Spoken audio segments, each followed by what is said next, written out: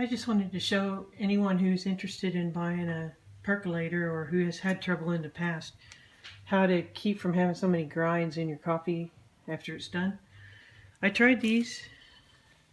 I didn't like them. These Maletta disc coffee filters.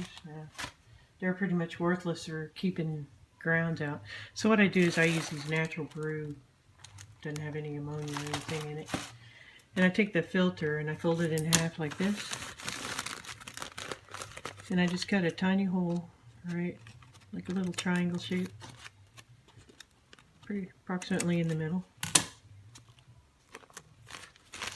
Then I take the basket and I push it down in there without ripping it. Try not to rip it. And push it down in. And then I put the coffee grounds in very carefully, trying not to put them inside the stem. Like that. And that's how I make my coffee, and I almost never have hardly any grinds in it at all. So the other thing I do with a percolator is I make it the night before, so all I have to do is plug it in the morning. So hope that helps somebody. And I did a test with this percolator because I used another brand before, and they both worked really good using it this way. Okay, bye.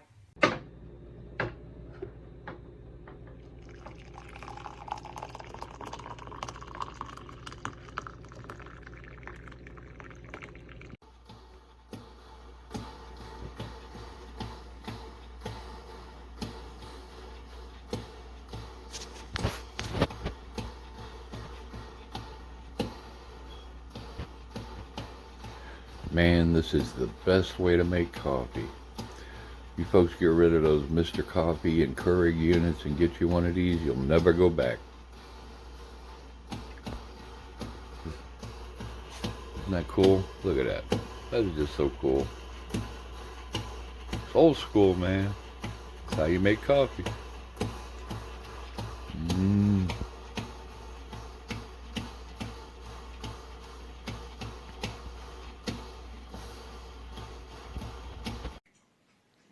Hola, ¿qué tal amigos? Me acaba de llegar la cafetera Hamilton Beach.